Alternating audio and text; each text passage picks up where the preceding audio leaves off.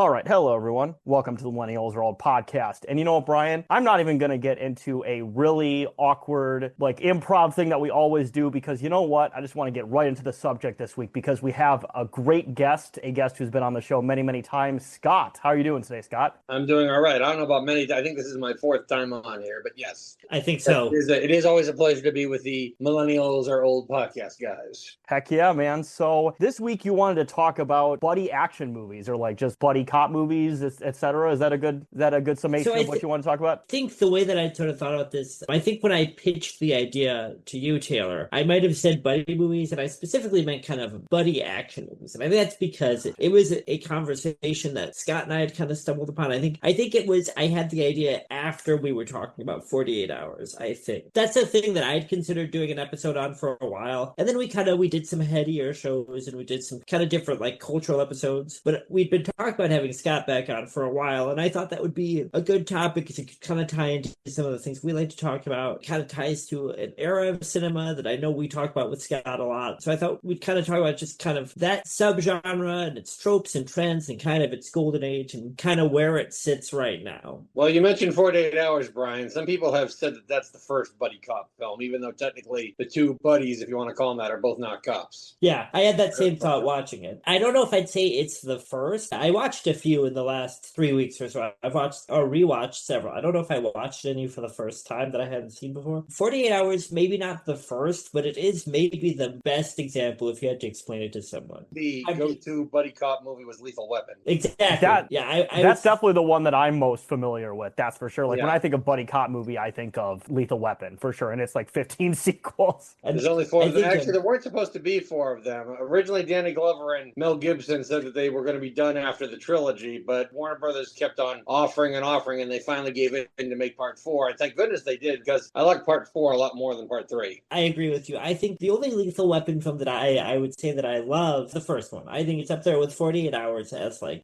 prototypical buddy cop movie. And I kind of think that in general, with a lot of action sequels or action comedy sequels, you often get diminishing returns. But it seems to me that Lethal Weapon 4, it has a lot more of the same energy as the first film. Like the first Lethal Weapon, kind of like the first 48 Hours, it's a little bit grittier. It kind of brings the whole series full circle. One of the things I think you see with the kind of the subgenre in general, right? Just if we want to define this for people that might not know, right, is you've got a tendency towards, we said buddy cop, but as you said, Scott, a lot of times the characters aren't cops, and there's a few general things these movies tend to have in common. There's an odd couple cop quality, you usually have a more straight-laced, member of the duo, and maybe a more comic relief one or a more adventurous member. In 48 Hours is a perfect example of opposite side, because it's a cop and a convict working together, for crying out loud. It's the best. The first 48 Hours is probably, for me, the best example, because you've got, first of all, you've got Eddie Murphy in the 1980s, who's just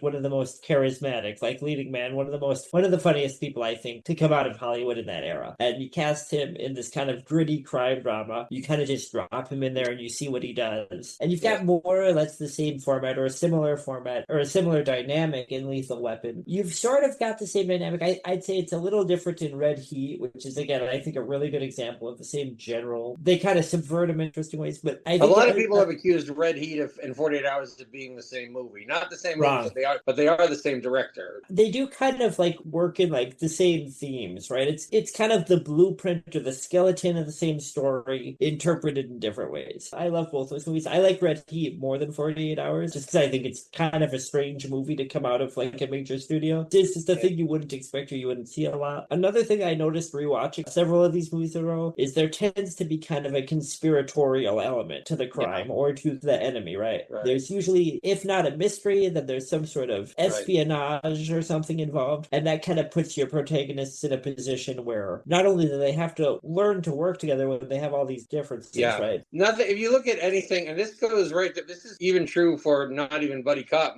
movies. For example, one could argue the show Cobra Kai that I really liked eventually got here as well. If you look at TV shows, movies, one little trope or one little thing that you can set your clock by, nothing makes opposites or two people not getting along have to put aside their differences and work together than a common enemy or a common threat that they have. The one thing that kind of is repeated is, two opposites thrown into a situation. I mean, there's even a comedy version of this. There's a movie called My Fellow Americans where Jack Lemmon and James Garner, both of who are no longer with with us, played two former presidents who were bitter rivals. They were kind of fictitious versions of Bush and Clinton, if you look at them carefully. But they're thrown into a situation where, while a political scandal breaks and while they're both investigating it, they both end up on the run from corrupt NSA agents. And these two bitter political rivals who went after each other when they were both running for president now are on the run together, having to work together to find out what's going on. That sounds, I actually am not familiar with that movie. That sounds very fun. My Fellow Americans, it's called. I highly recommend it. I'm going to add that You know to what? my list. You know, real quick, Brian, actually, I just thought of something. So we were just talking about, obviously, Eddie Murphy and other SNL alumni being in buddy cop movies. What do you think of Bulletproof, the Adam Sandler movie? I don't know if you ever talked so about that. I was just going to bring it up. So that's a personal favorite of mine. Scott, have you seen Bulletproof? Sadly, no. So it's not one of the most beloved movies either in those kind of buddy action or buddy cop genre or in the Adam Sandler filmography. I am a big fan of Adam Sandler. I understand that that is not a fashionable opinion. I've been accused of Adam Sandler apologism. It's the Lethal Weapon 48 Hours formula. You've got your cop who's very straight-laced. He's by the book. He believes in law and order. You've got the criminal that he brought in or that he's forced to work with, forced to coexist with, who, you know, is from the wrong side of the tracks, has kind of a grungy existence, and has a... Which one does Adam Sandler play? Adam Sandler is the criminal. Damon Wayans is our straight-laced police officer. One of the things that I was actually just about to bring up Bulletproof as an example, but 48 Hours does this as well. And a lot of these films do this. When you Interesting tidbit before you go into that. You know, Damon Wayans ended up playing Danny Glover's role in the Lethal Weapon TV series. Yes. You know, I didn't know that until I was reading about, you know, I rewatched the first two Lethal Weapons along with some other things in preparation for this, just to kind of have them fresh in my mind. And I was reading about them and I was like, that's interesting. That's kind of strange casting. Not bad casting necessarily, but kind of strange. One thing that they said when they did the TV series was they were trying to make sure that whoever they picked, they didn't want people who were doing impressions of Danny Glover and Mel Gibson. They wanted to give Riggs and Murtaugh a fresh take. But anyway, getting back to Bulletproof, you were saying? So Bulletproof, kind of like 48 Hours. And actually, this is the thing that got me rolling on this buddy cop thing. You were talking with me about the 48 Hour sequel, another 48 Hours. One of the things that it has in common with Bulletproof is this conspiratorial element, right? That there's crime and corruption within the precinct. One of the things that I think is really clever about that in this buddy cop thing is you've got, you know, we've talked about this dynamic of you got your good cop, you got your quote unquote bad guy, your criminal, usually kind of working class or like kind of lumpen guy. By having corruption within the precinct, you create this situation, not to read too much into it, where it forces your straight-laced cop to kind of look inward and to maybe sort of be in a position where he has to see things more from like this kind of grungy criminal type character, whose perspective. Not to put too much credit or too much weight on a movie like Bulletproof, which is a very silly movie, but that's kind of the point of it, is that Damon Wayans at some point, his precinct's corrupted and he has to kind of see things more from Adam Sandler's perspective of why he is the way he is. Not that it's like a super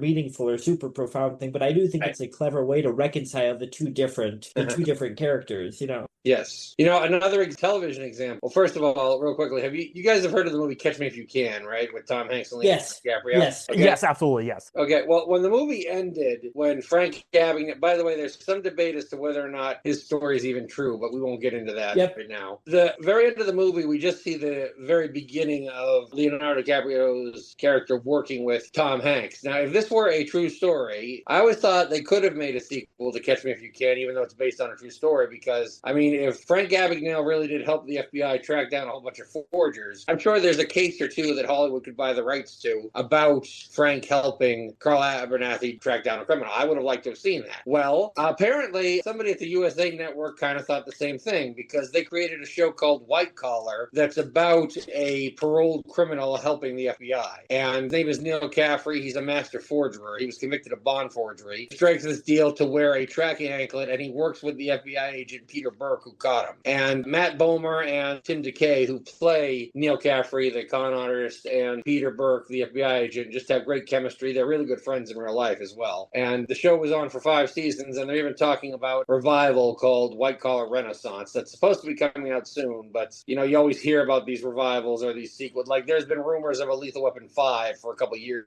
now. And Yep. Mel Gibson and Danny Glover. I don't know if you know this, but Richard Donner, who directed the first four, who has since passed away, told Mel Gibson at one point, Mel, you're an Oscar-winning director. If I croak, will you do the fifth movie? Mel Gibson thought he was kidding. And then Richard Donner's wife called him up after he passed away, and he said, no, he was serious. He wants you to do the fifth one. Well, and to be fair, Scott, real quick, though, there was a Lethal Weapon 5, and I believe there was a blackface controversy associated with that. The TV show It's Always Sunny in Philadelphia did a Lethal Weapon 5 parody, and they had Mac play was it Murtaugh, right? Is Danny Glover's character, if I'm not mistaken? Because he has blackface on, and it pissed a lot of people off. I mean, to be fair, the joke is that he's a white guy with blackface, but people still took it offensive. It's part of a meta joke within Always Sunny that they love, 90s action movies, but they don't entirely get all the context. What's funny is the last one that Richard Donner wrote before he died, that he wanted Mel Gibson to make, it's actually not called Lethal Weapon 5. It's called Lethal Finale. You know what they should have did like the 2000s like reboot remake, and they should have just called it Weapon or Lethal. Weapon. That's interesting because I do think Mel Gibson is a very skilled director. He doesn't make films like Lethal Weapon for the most part. He doesn't really make. Yeah, so it would be very fun.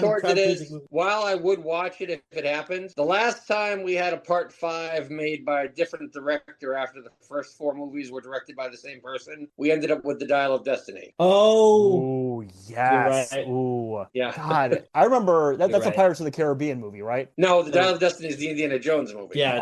That's right. Indiana Jones. Sorry, but no, I remember the controversy that came along with that, and I saw the clips, and man, that movie looked pretty rough. Although Steven Spielberg did say after he watched it, very first words out of his mouth when he came out of the theater were, he went up to the director and he said, "Darn, I thought I was the only one who could make one of these." I think Dial of Destiny. You know why I didn't really care for The Dial of Destiny? I'll be honest with you. Yeah. All right, for what some would consider controversial reasons. Okay, I am actually one of the few people who actually liked Kingdom of the Crystal Skull, but I think there's cool stuff in it. All right, I liked it because Shia LaBeouf is not an actor anymore. They had to undo the happy ending of Kingdom of the Crystal Skull with Dial of Destiny. So that's why I'm not a fan of. I liked the ending of Crystal Skull. I thought it left it in a good place. And so the only good thing about Dial of Destiny was they brought Saleh back, even though it was just for a cameo, because we hadn't seen him since The Last Crusade. For me, the issue with Dial of Destiny was kind of a thing. I think they were kind of in a no-win situation. I like Crystal Skull too. I don't love it the way that I love the previous Indiana films, but so I think the stuff with the aliens. So this is an old movie. I'm not that worried about spoiling Crystal Skull. I think that's kind of cool because it ties into this 1950s sci-fi, movie serial kind of Pulp Fiction thing that all the Indiana Jones films are referencing. The thing with the first time I saw Kingdom of the Crystal Skull, I didn't pick up on the fact that when he said that Air Force fiasco in 47, I didn't realize he was talking about Roswell. Yeah. It ties I all picked together. up on it the second time.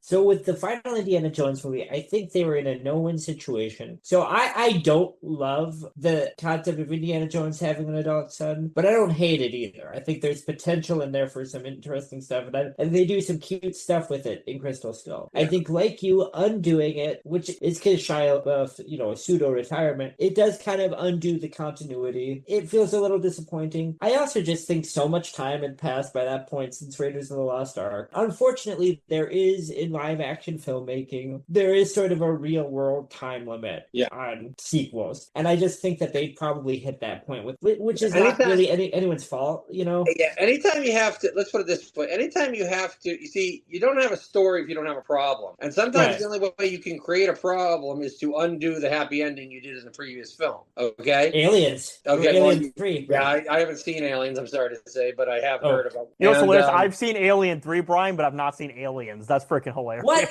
I know. I mean, it is David Fincher's worst movie, to be very clear. It is a terrible, terrible film, Aliens 3 is. It's awful. I like all three of them. Well, let me give you an example. Here's an example of, if it wasn't the same writer, I wouldn't be as picky about this, but the Blade trilogy. There were 3 different directors, but David S. Goyer wrote all 3 scripts. He's the only writer who ever worked on those 3 movies, okay? Chris Christopherson's character, Whistler, Blade's mentor, who makes all his weapons and stuff, dies in the first movie. Second movie, we find out that he had already returned and is alive. They find him, they cure him. That movie ends. Third movie rolls around. He dies again in the first 30 minutes. I look at that and I go, I say, David, make up your mind. You know what I mean? You kill him, you bring him back to life, you kill him again. If you were going to kill him again, why did you bring him back?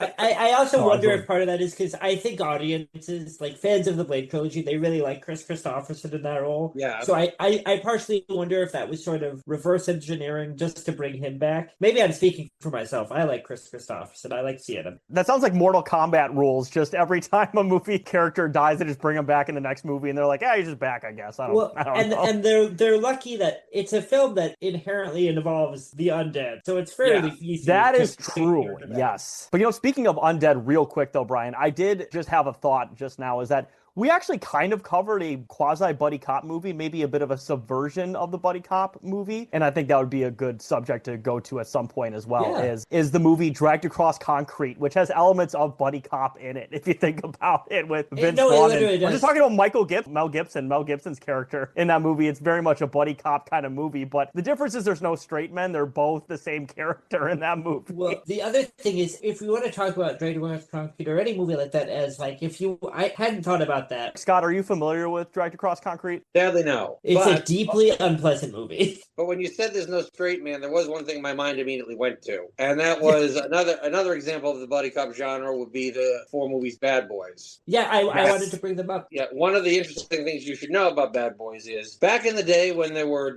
when everybody was still doing DVDs, you could listen to director's commentaries. Yes. And Michael Bay did a director's commentary for the first movie, and he was very upfront about the fact that he had, quote, a lousy script for the original Bad Boys movie. And at the time, he wasn't the big name director that we all know today. It was one of his first chances at a feature film, so you take what you can get. So the idea was, okay, since the script is so bad, let's get 2 comedians who can ad-lib and play off each other to make it a little better. And the characters were not supposed to be black. The script was written absolutely, totally white. Like, for example, there's a scene where Martin Lawrence gets beat up in the restroom. He comes out and Will Smith says, I'm going to censor this, "Who went and tore up your bleep now?" Okay? Yep. The line in the script was, "What happened to you?" Now, do you want to know who was originally approached about doing Bad? Yes, please. John Lovitz and Dana Carvey. No. Oh. Okay, yes. But that would be a terrific movie. I would watch that. That would movie. be. Absolutely. Sequels a moment ago. One of the things is that I was very, about characters dying and then, bringing them back or whatever. In the third Bad Boys, they killed off Joe Pantoliano's character, their lieutenant. I was surprised when they found a way to give him cameos in the fourth one. You see, the thing is, these days, with everything being flashback happy, non-linear, or everybody getting the brilliant idea to make if you're watching this I'm Dead video, just because your character dies does not mean you're done with the franchise. Joe Pantoliano was actually at a Comic-Con that I was at. I went up to him and I had a chance to ask him, I said, were you surprised when you got the call to participate in Bad Boys 4 because you died in the third one? And he goes, actually, no, they were already playing the fourth one when they did the third one. They told me what they had. Interestingly enough, talk about the subversion real quick about Dragged Across Concrete, though, is that the chief of police, that was it. The chief of police of that police department in that movie is played by Don Johnson, who, of course, very famously was in a buddy cop movie and series, Miami Vice. Yes. Yeah. Again, one of the pinnacle examples. One of the things with Miami Vice, does Miami Vice even predate like 48 Hours and Lethal Weapon? Is that? No, I think it was 84, 85, wasn't it? I think. So it would be right there at the kind of the boom of the genre, because I think we'd kind of say that maybe late 80s to early 90s is kind of the peak, like the commercial peak and probably the artistic peak of like the buddy action genre. And Miami Vice it's like very visual centered. You watch old episodes of it, it's very quick editing, it's very fast paced. I don't necessarily think that the features like Lethal Weapon or 48 Hours learned that from Miami Vice, but I do think that's one of the earliest like big examples of that dynamic. It probably isn't that they were directly lifting that from it. It's probably it's a good format. There's also cop shows prior to that had buddy elements, like one show that I watched in reruns that was from the 70s called Chips. Yeah, Chips definitely has elements of like the buddy thing. Let's please not talk about Dak Shepard remake. Oh, there was. Yes, that's right. There was. In all honesty, Brian, we're talking about Eric Estrada. Other than the fact that the characters are named Ponch and John, the movie shares nothing with the original series. It's not Chips, yeah. Do you think, though, Brian, talk about Eric Estrada, do you think that Cool Cat, the movie with Eric Estrada, there's a buddy cop element in there? Remember Cool Cat? Well, I remember Cool Cat very well. But I think Eric Estrada probably, most of his work he did a lot of stuff that was still kind of him doing Ponch, right? Even in the Cool Cat thing, he's mostly doing that because he was friends with the filmmaker. Is that right? Him and Vivica A. Fox were like friends with, I can't remember that guy's name, but I don't know if you're aware of, Brian, that guy had a massive crash out online. Well, to be fair, back then it was just sort of like, he's this cynical guy making this kids media, and then he just had a total like total mental breakdown. Is he a cynical guy? I don't know a ton about him. I thought he was fairly sincere. It struck me as pretty cynical when he was marketing Cool Cat. I know we talk about these things that Brian and I both know about. Scott, do you know about Cool Cat and Cool Cat Saves the Kids? Sadly, no. It was a direct-to-video, like, children's entertainment thing, but, like, decades after that was, like, a viable thing. And this guy, Derek something or another, who was, like, some Hollywood gadfly. I think he might have been, like, an executive producer and a cinematographer or something at some point. And he made this, probably $10,000-ish, like, what looks like, just being really honest here, it looks like a really bad furry suit that you'd see at, like, a furry convention. And he's just, like, doing adventures with, like, kids, and it's supposed to be educational. And it's just so bad. It's so, like, stilted. And Vivica Fox and Eric Estrada are in it for some undisclosed reason outside of, like, maybe they owed this guy a favor or something. And it's just really bad. And then eventually there were other characters that got brought in future entries, but that also looked very bad. And then, like I said, fairly recently, maybe in the last year or so, that guy had a massive crash out, just yelling at everybody. Like, it just turned into a total disaster. Like, it was one of those things that was kind of funny, and then it turned into something really sad after a while. See, yeah, I thought he had kind of, like, in the last 5 years or so, I thought that guy had, and like I said, he has acquaintances with Eric Estrada, and it seemed to me like he had found kind of a comfortable niche, and that, I guess not. No, he seems pretty bitter about the fact that people made fun of his media. I'm living proof. If you guys if you can't handle people's opinions about the stuff you've made, then you shouldn't be in this business. No, absolutely. He's very thick skin, Well, I think that's part of why you've contributed so much to our show, right?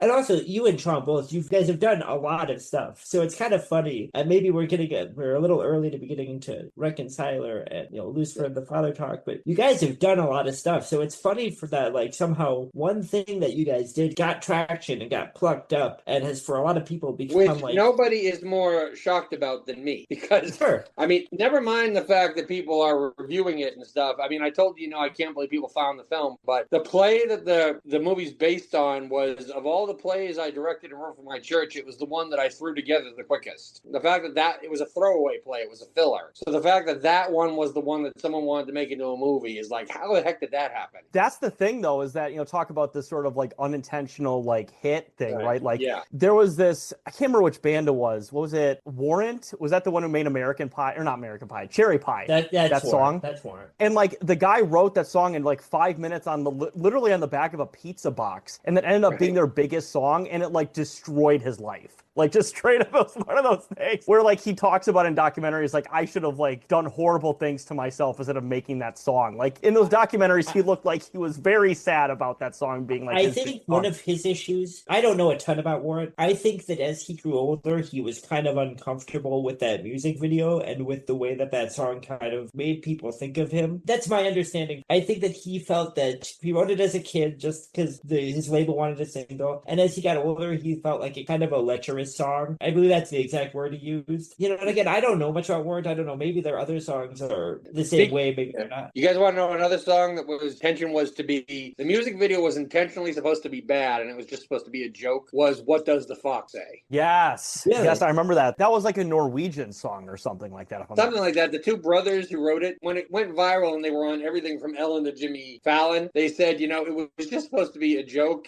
We intentionally tried to make the music video bad, but for whatever reason, it clicked with people and it started getting shared. Our podcast, for example, our most viewed video is our review of The Raid, which is a movie that, like, I was familiar with, obviously, because I recommended it for the show, but it's just like an Indonesian action movie. And for whatever reason, that's the one that by far has the most views of any of our videos. And I still don't really know why, to be honest. The initial views were all people from Indonesia, that's true. Like Indonesia, yeah. Which, to be fair, is a fantastic movie. And to be fair, there's actually a few buddy cop elements in that movie, too. You would be surprised. Yes. One thing I was telling Brian when we were getting ready for this, buddy cop element movies can be found in a lot, no matter what the age group is geared at. Like, for example, not a lot of people realize it, but there's a Disney movie that's a buddy cop movie. Zootopia is a buddy cop movie. Yes, it is. Yeah, yes, and it absolutely is. And to be honest with you, I walked out of that movie saying to total strangers, I'm like, if Disney does not make a sequel to that, they're morons, because they just made a kid's version of the easiest type of genre to do a follow-up to. That we just did the sequel like just come out? It did. To be honest, it's not what I would have done, to be honest with you. The very first one, the prey versus predator element had to do with,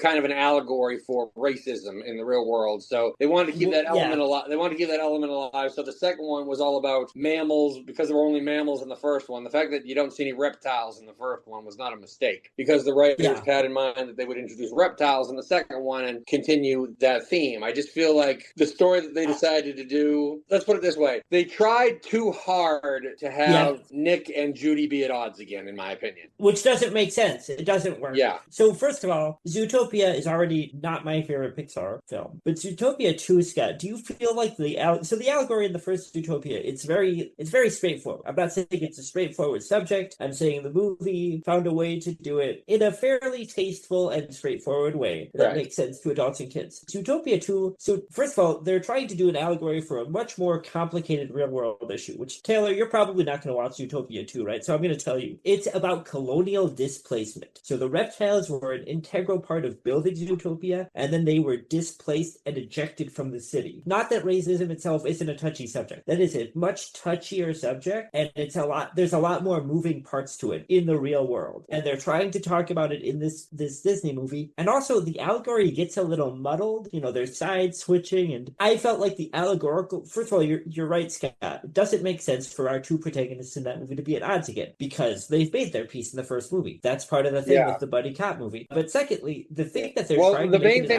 main thing was is just to bring Taylor up to speed here, whatever, is Judy and Nick end up getting framed for a crime they didn't commit, and Judy wants to clear their names, and Nick just wants to skip town. Nick wanting to skip town, for the record, was not what I liked. I was like, man, I thought being a cop for the time between the first movie and now would have made him, I have no other way to say this, grow a pair, if that makes any sense. The buddy cop movie, elements of buddy cop, like you said, Scott, you find them in everything, and that might be why you don't see as many big hits that we would call buddy action movies, is because the key elements of that, you now see them in all kinds of movies. It's now just kind of part of the language of modern movies. But they do still make movies that are explicitly buddy action movies. I actually did some research on this, and I was like, oh, I know of a few recent movies that I would call buddy action movies. What are some other ones? There have actually been a few released in the last 2 years or so. A lot of them were released on Amazon Prime. A lot of them go direct to streaming, starring people like Mark Wahlberg or Kevin James. I didn't watch any of these movies. All of the films that I watched in preparation for this episode, with the exception of Another 48 Hours, which I watched at Scott's recommendation, and I'm glad I did, all of the movies I watched for this were films I had seen before and was pretty familiar with. But it does look like direct to streaming, they're putting out a lot of movies that are really comfortably within the buddy cop formula. Theatrically, there are a few that come out, and there is a movie that I wanted to touch on just very briefly. I don't know if either of you've seen it, so I don't want to talk a ton about it. Came out in 2022, and it's called RRR, 3 R's. Tie the conversation back with some contemporary buddy action movies. Within the last couple of years, I've seen the RRR. I think I've seen it 4 times, 3 of which were at a theater. Every time it's playing at a local theater here, I come see it. It's such a good theater experience. But also the thing that makes me want to specifically kind of bring it in here to kind of pivot to our modern day section of the kind of buddy action thing is it has all of the classic tropes of a buddy action movie. And the ones that you don't see a lot in, I think, very big studio films in the US anymore. Probably because, as Scott said, they've become tropes and you kind of just see them in all kinds of movies now, rather than that being a specific subgenre of movie that makes a lot of money. RRR, it basically takes all the 80s, 90s buddy film tropes and transplants them to like historic revolutionary like movements. So it's a hypothetical, like fictional historical drama where 2 real life Indian like sovereign revolutionaries are supposed to have met each other for a brief period of time and become adversaries and then friends. It's got a mix of slapstick comedy and physical humor and kind of historical melodrama and martial art, like actual practical effects martial arts like you'd see in a contemporary Hong Kong film or a Chinese Hong Kong or a martial arts film from the early 70s that you just don't see in big productions a lot anymore because of, US safety regulations. And when I saw it, I remember thinking like, oh, they made the ultimate buddy action movie, and they've made it in a way that could only be made by like a non-US studio, because it's got song and dance numbers, and it's got this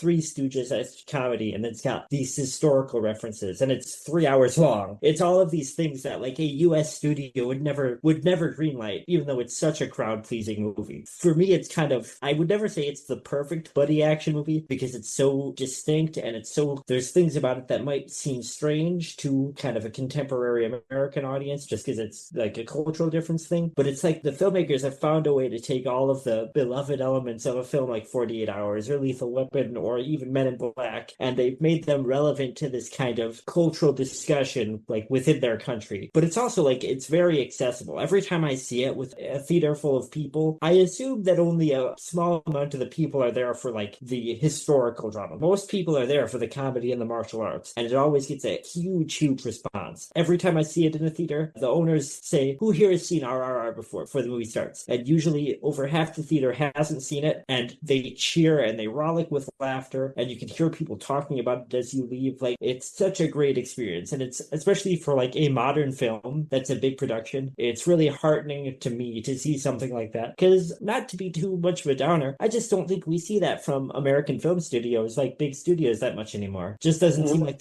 they're putting their budgets into those types of big productions. No, they're putting them into Marvel movies. Exactly. You know, talk about RRR, Brian. That was a movie that I wanted to see, but, you know, I just never got around to it. I can't even remember. That came out, what, 2023? 2022. Right. We saw it when you were here, because I take people to see it. Oh, is it like playing regularly in the Portland like theater circuit? So it plays a lot here because it's kind of a cult movie. So a lot of the Hollywood theater shows it probably once or twice a year. Cinemagic shows it about once a year. And every time it's showing in one of the local theaters near me, I go to see it. And I try to take people with me to see it every time. If I'm in Portland when it's playing, you better believe I'll see it. Because, like, I'm always down to see a movie at one of the historic Portland theaters. I mean, you know, talking about Scott, obviously, of course, you filmed The Reconciler in Portland. Did you get a chance to check out any of the local theaters in Portland when you were there, Scott? I've never been in Portland on vacation. I've always been there with a project to do. The one movie that I did see when I was in Portland was when I was shooting Murder of Innocence, which is the second film Sean Justice directed me in, and the only one that I was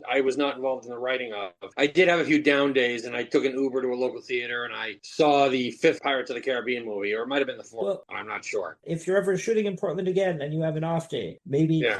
Well, sadly, Sean now lives near Sun River. Also, I must tell you guys, it's hard for me to put aside 3 hours to watch a movie. I mean, I'm a Batman fan, and I've only seen Matt Reeves' The Batman once. So. Well, I did take that into account even when I suggested the movie to you, because, Scott, I am going to say this. I think based on the movies that you and I have talked about and the types of things, it seems like that, because we share like kind of, I think, a fondness for these kind of, this mix of genres, this kind of mix of adventure and, you know, good humor and big adventurous Indiana Jones and things like that. I think you would like it. And I knew that when I was saying it. I was like, this is a 3-hour movie that is in another language. And also, it is a Bollywood movie. So I don't think this would bother you, but it's got like song and dance sections. And it's got, you know, like I said, it's got slapstick comedy and all these things that you don't always see next to each other in American films. I will say that there is literally, and I think this is by design, at the halfway point, there is kind of a natural stopping point within the story. So you could watch it in segments pretty easily. Is there like a stated intermission, or is it just literally like there's like 2 halves of the movie? Oh, okay. Usually for a movie that's like 3 hours long, like occasionally there'll be the intermission, like how it used to be in like the Code era of like Hollywood or whatever.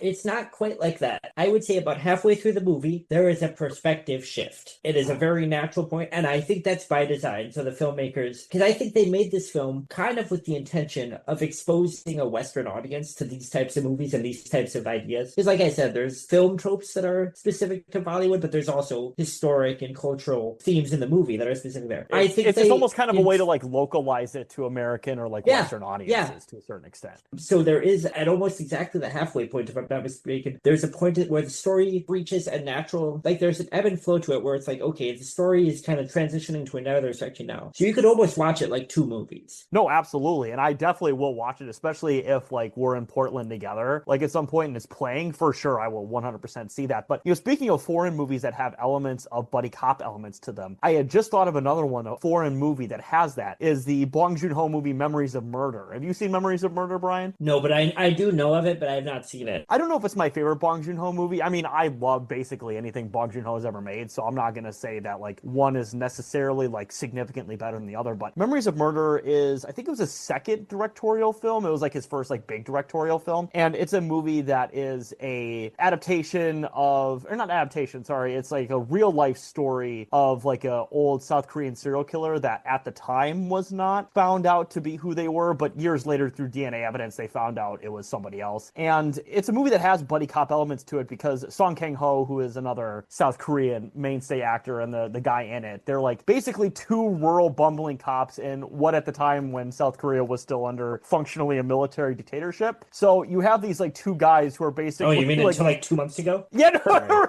Sorry. I mean, to be fair, that president did just get a life sentence, Brian. So I can't remember that guy's name at the moment. The guy who tried to do that coup in 2024. No, I mean, that's a great movie, though, too. I would 100% recommend that. And I like Bong Joon-ho. I do want to say, Taylor, it's funny. We were talking about the buddy comedy thing, and I was like, oh, those are very crowd-pleasing, light movies. You were like, oh, my favorite buddy cop movies are Memories of Murder and Dragged Across Concrete. That is 100%. I know it is. It's very you. I know. It's like, oh yeah, this one movie that is like a bleak like exploration of human depravity, and the other is a movie about a serial killer that wasn't caught until decades after the movie came out. That is my example of buddy cop. Like, man, I just want to see, like, probably my darkest reference point for this was going to be either the political stuff in RRR or the scene in Bad Boys 2 where the stem cells explode all over them. Yeah, and my bleakest one is when Jennifer Carpenter gets her brains blown out and dragged across concrete. That's the bleakest one I can think of. Is it Bad Boys 2 or 1, Scott, where they shoot out and it involves like a vehicle carrying stem cell artifacts? Do you remember what the scene I'm talking about? I can't remember if it's in Bad Boys. It's not stem cell artifacts. They're driving off a van that has bodies in it. I thought there was a scene in one of them involving like them getting splattered by like pieces of like embryo from stem cells. I might be conflating that with something in a different film. By the way, are you confusing Bad Boys with Dragged Across Concrete, Brian? Yes, that's exactly what it is. No, that's actually very that's similar Wrong Cell Block 99. I remember when seeing Bad Boys 2, not long after it came out, but probably a couple of years after it came out, and I liked the first one. So a thing about me is I do often with action films, and I don't like, believe it or not, really extreme violence. I tend to like violence that's campy and tongue-in-cheek, and that's definitely not violence that's like very realistic. I do kind of think like, oh, I feel like action movies aren't like raunchy the way they were in the 80s or 90s, to be honest. And I remember watching Bad Boys 2, again, probably a few years after it came out, and I got to that scene and I was like, well, that really went there. That was pretty raunchy, and I couldn't even say boo about it. Talk about the violence in movies, though. Like, I'm very much the same way with you. Like, if I do see violence in a movie, it generally has to be like pretty outlandish for me to think it's at least interesting, because if it's just the,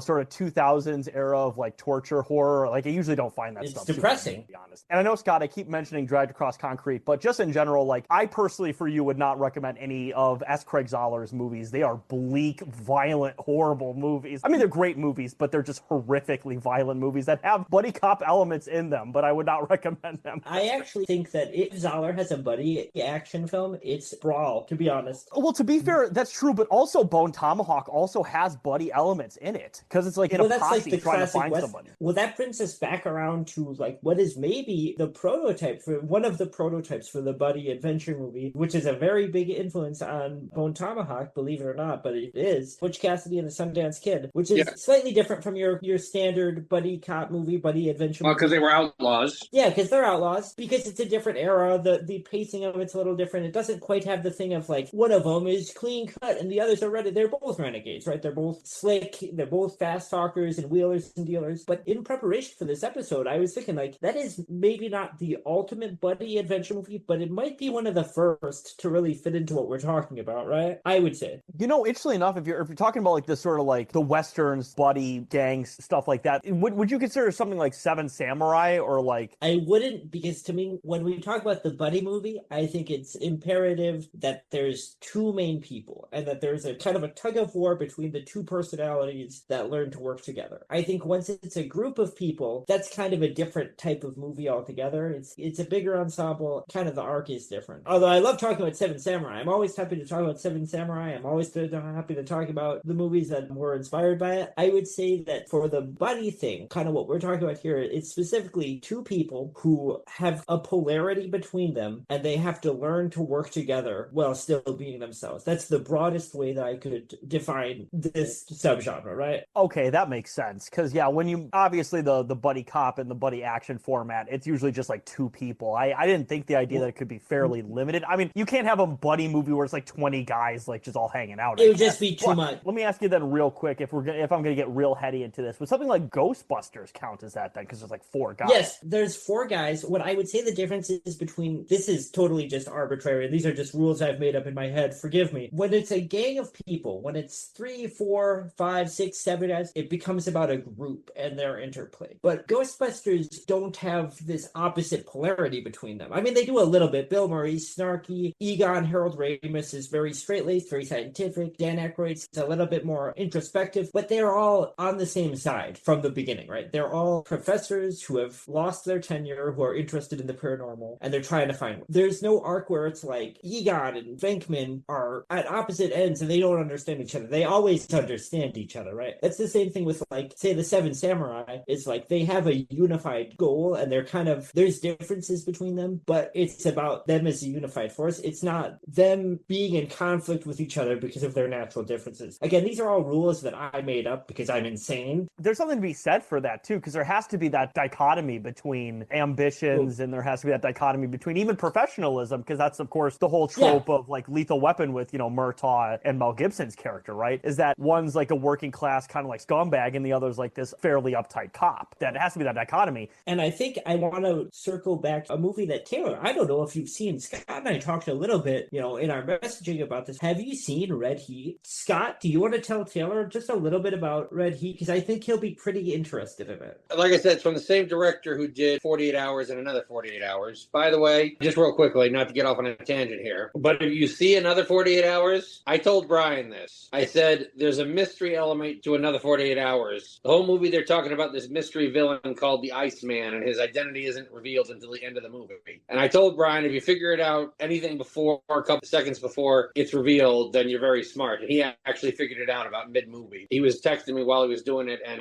it took everything for me to not know. He was right when he told me, at the point that he told me. We won't tell you who the Iceman is, because I want you to watch it and see if you can guess. But if you watch Another 48 Hours, I dare you to guess the identity of the Iceman. It's a pretty well-constructed mystery, I gotta say. They were pretty thorough with it, I thought. Are you talking about Another 48 Hours, or are you talking about Red Heat for this one? I was talking about Another 48 Hours. I got off on a tangent. Oh, okay. Now back to Red Heat. Walter Hill said something in an interview which I thought was very interesting. The 2 main cops in Red Heat are Jim Belushi and Arnold Schwarzenegger, okay? That right off the bat is a kind of an odd couple duo right there. And it takes place during the time that the Soviet Union was still in effect. Arnold does not play an Austrian. He plays a Russian cop who comes to New York City to retrieve a guy wanted whole slew of crimes back in Moscow. But this guy kills a New York City cop and escapes. This Russian cop and this wisecracking New York detective who Belushi plays are partnered together to bring him in. And they even are clashing about, okay, once we get him, who gets him first? And he's like, well, he killed a New York cop here. And he's like, I have my orders to take him back. Now, one of the interesting things I found that Walter Hill said was the fact that a lot of people make fun of Arnold because it's his accent. There are some scenes that he's supposed to be taken seriously, but he's not. And so he thought if he made Arnold a Russian cop, he'd have a chance to be taken seriously. That's why he cast Arnold in the movie. And Arnold's great. It's one of my favorite films he's done. Taylor, I want to tell you an interesting thing about Red Heat. Walter Hill, by his own account, was kind of pressured by the studio to make it a little bit more, you know, obviously there's people that live in a Soviet state that are featured in the movie. There was sort of this idea that, can you really other them? Can you make them kind of alien and kind of like very different from Americans? And this is by Walter Hill's own account. He said, well, no, I don't want to do that. I want to have them just be normal people that live in a different country from us. There was also some talk about making Arnold like not really, you know, like obviously he's from Russia, but kind of make him like quote unquote pro-democracy character who kind of breaks with his nation or whatever. And again, Walter Hill was like, well, that's not really as interesting to me as just having him be like just a guy from another country who's living his life. And he was really adamant about that. And when you watch Red Heat now, this is Gorbachev era, so this is, you know, things in the USSR started to open up. You kind of go like, oh, it's a pretty advanced Cold War era portrayal where it's saying it's an American movie, pro-capitalism, it's pro-democracy, but Walter Hill really made it a point to be like, well, no, we want to show this. It's an action movie. It's not super serious, but he was really adamant about making the characters from the USSR kind of like actual human beings who were living their lives and who had the same wants and needs as the American characters. I think that's pretty cool for a movie that came out when it did. You know, I'm doing a little bit of research on this movie because this is the first time I've heard about it. And apparently, because, you know, this movie seemingly takes place in Russia, but... No, it takes place in New York. There's scenes in Russia, but... Scenes in Russia, gotcha. But apparently a lot of this movie was actually shot in Hungary and Austria and Vienna. And, like, those are 2 places I've been to, so I wonder if I have in my camera camera roll some pictures of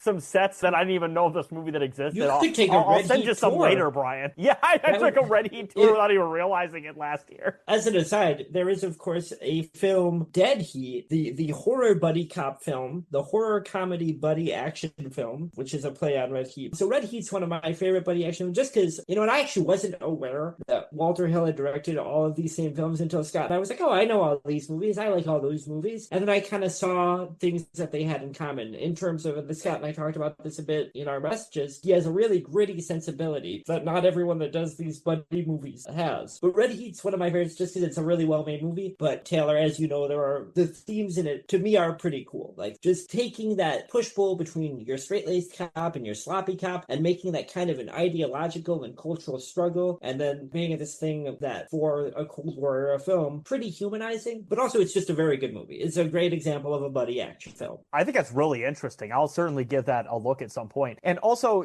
this is going to be off topic from this, but going back to the buddy cop thing. So a movie that I'm familiar with that I've seen before, it's been a long time since I've seen it, but it is a movie that is clearly a Lethal Weapon ripoff, but it is, of course, a buddy cop movie. Have either of you guys seen Samurai Cop before? No. I'm aware of it, but I've not seen it. Tell me. It's a movie that's pretty much like dead on the nose a Lethal Weapon ripoff. Like, it couldn't be more of a Lethal Weapon knockoff if it tried, just straight up. And the main conceit of the movie is that Mel Gibson's character is like a samurai master, but he's also a cop, and he has to infiltrate like this. Talk about the intrigue, right? Like, there is like some, I think it's either Japanese or Chinese, like drug trade gang or something along those lines, but he also has like samurai training. He takes down a lot of these guys with a samurai sword. It's very bad. It's a very terrible movie. In it? No, it's the Mel Gibson analog, the character. Oh, okay. I was like, what? He's like this generic, like 80s pretty boy kind of guy, but it turns out that in real life, when this movie blew up like 30 years after it came out,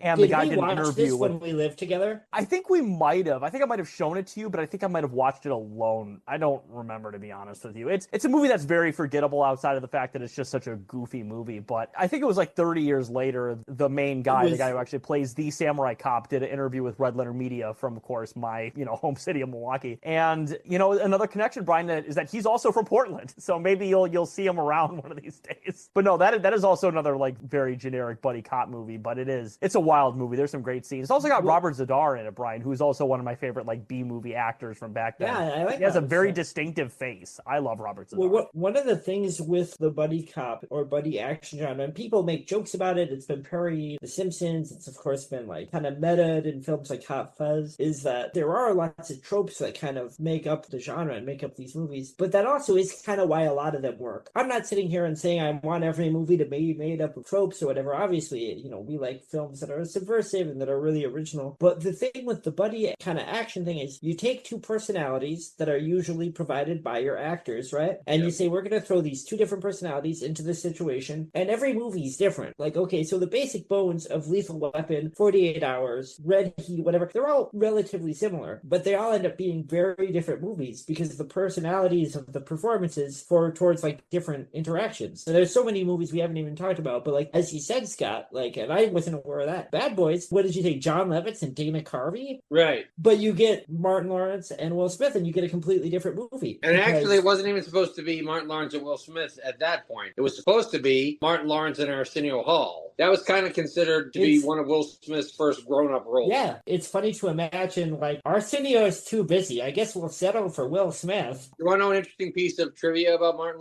Lawrence? Yes. Him and Eddie Murphy share a grandson. So we've been recording for about quite a while now. Do we have any final thoughts before we finish up recording here, guys? One thing that I was going to mention, but we got off the subject really quick. We were mentioning Walter Hill, directed the 48-hour films in Red Heat. Told Brian this, so Taylor, you might find it interesting as well. This is a little bit off subject here. One other movie that Walter Hill made that's a Western that is equally as gritty as Red Heat and 48 Hours is a movie called Long Riders, which is about James' younger gang, Frank and Jesse James and the three younger brothers. But there's a very interesting tidbit about that movie that makes it unique apart from other movies that have been made about the James Younger gang. And that's the fact that everybody who is brothers in the film are brothers in real life. Yeah, I actually hadn't seen that movie. And when Stacy and James Keach play Frank and Jesse James, and David Carradine and his two brothers play the younger brothers. Interesting enough, Stacy Keach, I won't get too off topic with this, but a bit of a Stacy Keach connection. My stepdad actually has a somewhat professional connection with Stacy Keach. So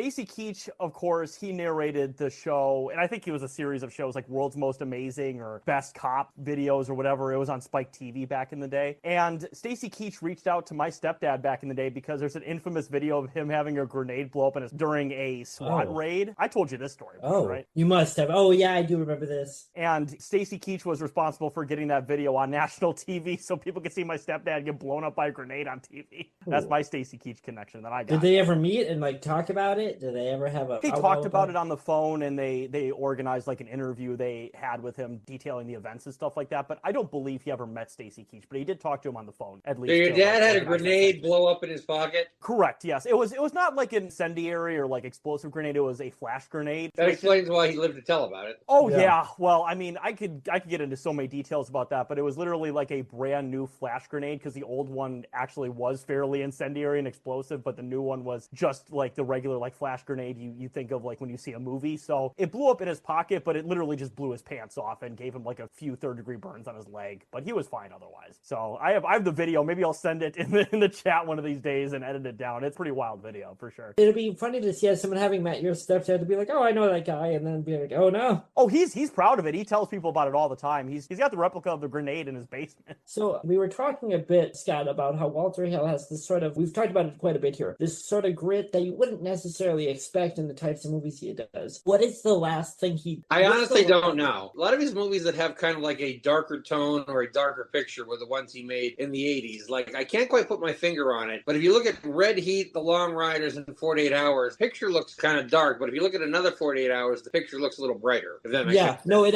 absolutely does. And of course, he did The Warriors, which, that goes without saying, one of the grittier action films from its time. So, do you have time to come back for another quick session, Scott, or is it getting kind of late for you? It's almost 11:30 here. I should probably get going, to be honest with you. Okay.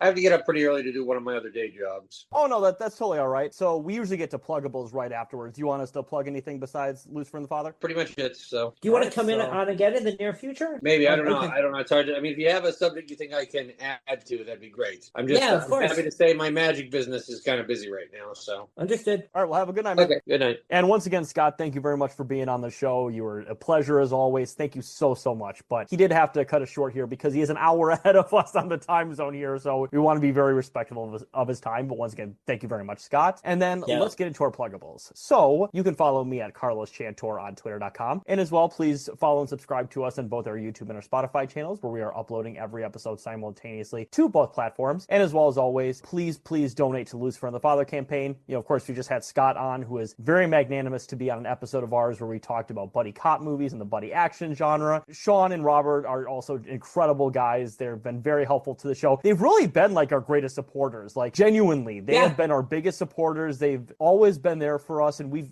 tried to be there for them as much as we realistically can for being much smaller creators than them, but they have been very magnanimous to us. So we want to extend our greatest pleasure to Scott, Sean, and Robert. Just cool dudes. Yeah, we'd love to have any of them on again. Particularly, I'd love to have any of them on again. I would like to talk to Sean again, because again, he's told us about how he's done a lot of scripts and he's done a lot of cool work, and it would be cool to get to pick his brain maybe more about that. Him and Scott both are very busy right now with a lot of fires in the oven. It would be cool to maybe be able to have a more open conversation with Sean at some point, the way that we've gotten to have with Scott a few times. Of course, the reason we love having Scott on is because he knows a lot of trivia, but also he has a lot of insight and a particular view on movies that's insightful, that's a little different from, I think, how either of us, like, we both have different things that we hone in on that are, I think, important and interesting, that are different from each other's. And he has like kind of a third element to that I think it's just cool to have a different perspective, especially when we're talking about kind of these big studio movies. We've talked with him about the Terminator franchise, we've talked with him about buddy comedies, buddy action films, and that's a milieu that I think he knows a lot about. So we really appreciate having him on. No, absolutely, 100%. And, with the Lucifer and the Father campaign, at this point, they're post-production. They, need some more funds and both moral and financial support to continue that post-production work. So if you just want to donate to that crowdfund, we always link it in the episode description. And, as we've always said as well, that if you donate to the campaign, just send us an email, send us a YouTube comment just showing us you donated, and we will, within good reason, match those donations, because we want Scott, Sean, and Robert's dreams to become a reality. And speaking of people whose dreams we want to become a reality, the Luigi Mangione Defense Fund. Now, of course, at this point, Luigi's been in jail for fucking a year and a half at this goddamn point. I don't know how much longer they're going to take before they go to trial on this shit. I mean, they're literally trying to find the crumbs of evidence that exists at this point. That's probably why they're delaying this shit so goddamn long. Because he's been in jail for a year and a half. I mean, seriously, like none of the trials have even gotten fucking started yet. It's embarrassingly fucking terrible. But either way, it's one of those things. Pot. Exactly. That's how I fucking feel. Like, as much as I'm sure he probably loves hanging out with fucking Nicolas Maduro, I'm sure he wants to go home. Like, just straight up. And wasn't he hanging out with, not Little Uzi Vert, Little Pump? Was that it? Who the fuck was the guy in jail with him? He was hanging out with Little Pump. He also photos taken with one of Maduro's bodyguards. That's not a joke. No, Luigi's cool. Like, and that's the thing, like, people always talk about jail when it comes to, like, the racial aspect or whatever, but, like, because he's black, he can hang out with whoever the fuck he wants. Like, just straight up. Like, he's one of those people who's just like, yeah, I'm here and I'm in charge. And he's also got money, too. So, like, Luigi is very well taken care of in jail, to be very, very clear. But that doesn't mean he should be in jail for the rest of his fucking life just because he's having a good-ass time. They have nothing. They have nothing on it. This is ridiculous. This is a circus. A year and a half. Okay, what they're claiming that he's going to have, what, like first-degree murder? Then they should have all kinds of evidence. If they had anything on him, been thinking about this again, this is back in the news cycle, and we're thinking about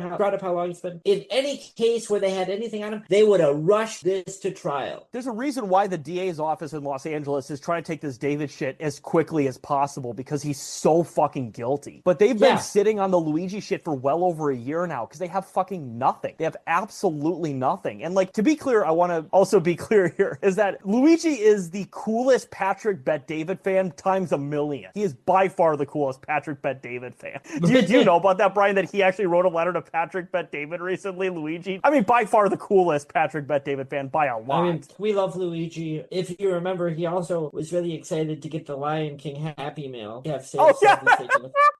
So many. What was that, like a year ago? No, I think that was before. That was definitely before the back injury. Up. Yeah, absolutely. Okay. But well, one of the things with Luigi, who is smart, who is innocent, absolutely innocent beyond a reasonable doubt, he's not like, obviously there's politics involved. The crime he's accused of is inherently political. But this is another thing that I think leans towards his innocence. He wasn't really a political guy like that. He was into tech. He was kind of into philosophy. No, he was like a regular, like, centrist tech bro kind of guy. Like, he's pretty benign when it comes to politics, which, to be fair, I'm not going to say, obviously, once again, Luigi definitely didn't do it. But it is interesting, right, that we're having a lot of these alleged mass shooters when it comes to political stuff, but they're always, like, the most centrist people ever. Like, it's wild, isn't it? Like, the guy who allegedly tried killing Trump the first time was, like, a 20-year-old dipshit centrist. The second guy was like a centrist he was, like, a definition of a radical centrist. He was, like, an ultra-nationalist, like, Ukraine supporter. I sort of have theories about why this is. When the Luigi stuff came out, before we knew, I'm pretty positive he didn't do it. They don't have the evidence that they would have if he I'm literally 99% sure Luigi didn't do it. I think 1% likelihood, but it's like 1%. Yeah, agreed. But I thought about this a lot when we were getting information about this guy, and I was like, well, this guy doesn't seem necessarily like some anarchist propaganda of the D type, which, to be clear, is not what I believe in anyways. I don't think it's effective. It's adventurism. It's not organized. But he doesn't seem like that guy. And then the Trump guy, his politics. Well, okay, so the Charlie Kirk person, very confused politics. What I think happens is that these are centrists who go through some traumatic or really quick not even radicalizing, because radicalizing implies that it's political. They're kind of dislocated and they're fairly moderate, and like pretty much all Americans, their belief is sort of an incoherent liberalism. And I've included myself in that. Anyone that was raised in America, your actual beliefs are kind of an incoherent liberalism. So let's look at the Kirk shooter, which is sort of similar to Brian Thompson's murder in its dynamics, right? That's someone who I think was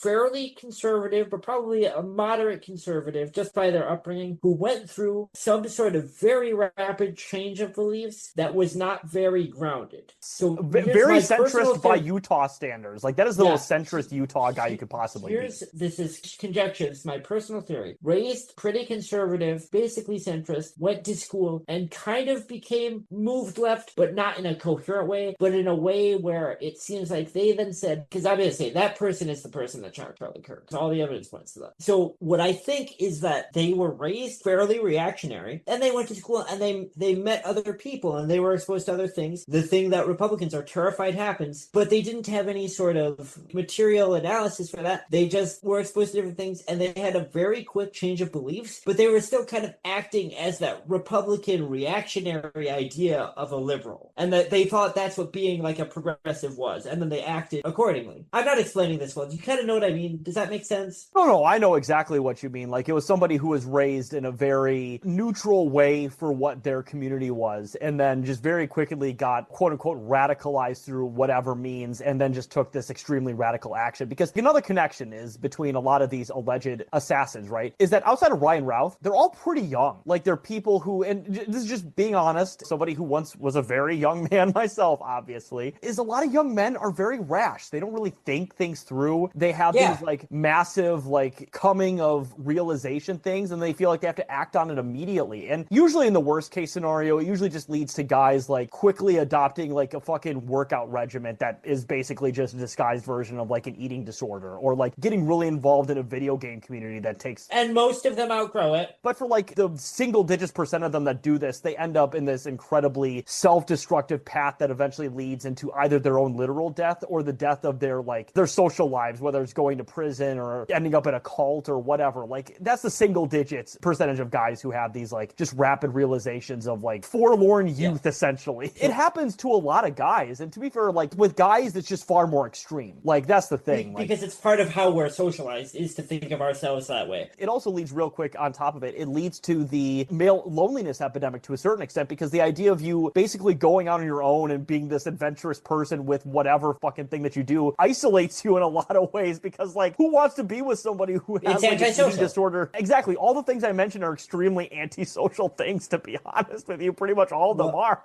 Just to circle back, I guess, to the point I want to make about the politics of the Brian Thompson shooter, who again, I do not believe is Luigi Mangione, being incoherent, is to say, and likewise for the Charlie Kirk shooter. Charlie Kirk and Brian Thompson were both bad people. I do not shed any tears for either of them. I just don't. I also wasn't sitting and like necessarily like cheering. It's a little bit unbecoming, but not because I think people shouldn't do it. That's my personal take. What I would say is that when there are adventurous acts like that, and I'm not doing this from a liberal perspective of like every life is, they had families. That's not what I'm saying. What I'm saying is like, that isn't the path forward. I think it's disorganized. So, well, we should also push back against this like idea that we should all mourn Charlie Kirk and normalize the heinous stuff he said, because we shouldn't. Don't think of what that person did as a path forward, because it is absolutely not. It is adventurous, and that by a lone individual, there isn't anything that one person is going to do that's going to be like the sea change. It's just not going to happen. Exactly. As history has proven, propaganda the deed does not work. It is one of 1 trillion reasons why anarchism doesn't work. Just straight up, it just does not fucking work. Well, speaking of people who aren't anarchists, once again, so just like with the Lucifer and the Father campaign, if you donate to that, crowdfund, just send us an email, send us a YouTube comment just showing us you donated, and we will within good reason match those donations, because we want we want Luigi's dreams to become a reality, dreams of freedom. But speaking of people who are also very cool and deserve our and your support, of course, we also have a Patreon page. Now, at the moment, it's us. It's us, yeah! But you know what? Sign up for our Patreon today, because, as we always say, the first 48 hours, and including the first 48-hour movie, and apparently the second one too, are the most important, because if you sign up to our Patreon, for the first tier, the $5 tier, you get every episode 48 hours early. That's the thing, when you're at work and you talk to your buddy at your police station, because you also happen to be a cop, because for whatever reason, cops love our show. I don't really know why. But you and your job, where you have to buddy up with another cop, you could listen to this episode and be like, oh, these guys from 3 different time zones talk about buddy cop and action cop movies and buddy movies together, and they have some very interesting ideas and thoughts about how they relate to like pop culture in general. And like, you could get that information 48 hours before anybody else, and then you could go bust down a secret drug pedophile international crime syndicate in your own police precinct before anybody else. Movie about the Epstein case. That's a great idea. Holy shit. Like, one guy's drunk on top of like a pile of like beef jerky wrappers, and the other guy's like going to church, and like they both call each other. It's like the like drunk guy's like gets up from the wrappers like, I heard about this guy on an island who's kidnapping kids. An ultra-left cultural revolutionary white Maoist and a more socially conservative 20th century Christian socialist have to team up to stop the Epstein class. I just made the connection, and I wouldn't say this necessarily to Scott, but Lethal Lethal Weapon, like in real life, Danny Glover's character is like the more uptight version, and Mel Gibson's the more like wildfire, like the, you know, whatever. But in real life, their politics are complete opposite. Like Danny Glover's actually really politically super based, and Mel Gibson is not. I would argue, though, that Danny Glover is still our more streamlined person, and that even in the reality, Mel Gibson is the Spitfire. But I'm talking about like in the idea that like one's uptight and the other's like whatever. But in real life, Danny Glover's actually like really based, and Mel Gibson's actually super uptight. So Guys, total opposite. If you become our first patron, you will be the commissioner. You will be the person that calls Taylor and I in and says, you know what, guys, you're sloppy. Your interviews are often unfocused. You're messy. You're thrill-seeking, but damn it, you get results. And you'll be able to hold us accountable to that because you will be funding the Millennials Are Old podcast. Exactly. We'll say to our Lethal Weapon Epstein, we'll be like, hey, now follow up this lead on Lex Wexner real quick. And Leon Black. We'll say, follow up that lead on Leon Black. Norman Finkelstein and Tucker Carlson have to work together to stop Jeffrey Epstein.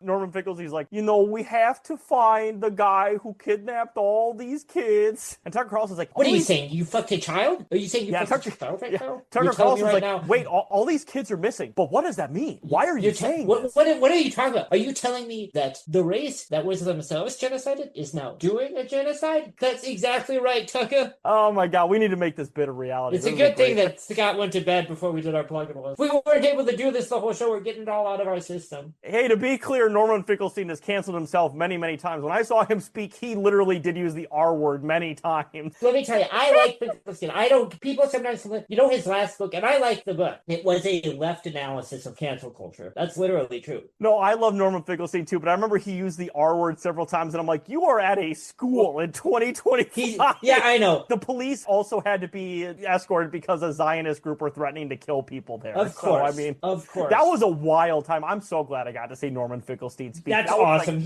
That was one of, like, honestly, like, top 20 experiences since I moved here, like, just straight up. It was awesome. Yeah, I'd love to see him. No, absolutely. But, you know, speaking of people that we'd love to see also, Brian, do you have any pluggables as well? Well, as always, you can follow us at Millennials Are Old Pod on Instagram and Threads, and you can follow us at the Facebook page, 3 words, Millennials Are Old. As always, the best way to reach me regarding the show is the Millennials Are Old Pod account. If you have feedback, if you disagree with us, if you hate us, if you want to dox us or cancel us or do a Gamergate on us, if you would like to ask for pictures of Taylor's feet, I have several. I will not send you pictures of my own, but I will send you pictures of Taylor's for a price. Reach out at Millennials Are Old Pod. If you have topics you think would be good for our cringe generational segment. If you want to be a guest and you want to talk about some micro genre from the 1970s, anyways, the best way to reach out to us is Millennials Are Old Pod on Instagram. You can also follow me on Instagram and Threads at JLoBiafra, JLoBiafra. That is a pun. I am a millennial. I'm sorry. I came up with the name in 2010 and I just have not changed it. No, honestly, to be fair, we've mentioned this on several episodes now, but millennials were the last people to have great pun usernames. We just were. Like, Zoomers have fucking nothing anymore. Like, the most creative one is fucking D4vid, and that sucks. The best usernames, I think, were the Gen Xers, the early something awful people who had like a one-word name or a phrase, just a word like low-tax. Great username. Garbage Day. 1 or 2 words, and it's just kind of an easy-to-remember phrase. That's a great username. They were all taken by the first wave of internet users, so we all had to do, like, too clever for their own good puns. Yeah, it's either evocative or interesting, but Zoomers, no, they don't have any of that. Like, the biggest content creator on the internet is Mr. Beast. He's just a dick. Mr. Beast is the most, like, American Psycho type content creator ever. We'll do a Mr. Beast episode someday, I think. No, absolutely. So, have a good night, everybody. Sleep tight, and have a buddy action movie by yourself in your dreams tonight. Don't include anybody else, because thinking about other people in your dreams is it's a little problematic. Exactly. It's a little too 6'7". It's got no riz. Something about Ohio. I don't know. We'll figure out the way it relates to Zoomers one of these days. All right. Have a good night, everybody.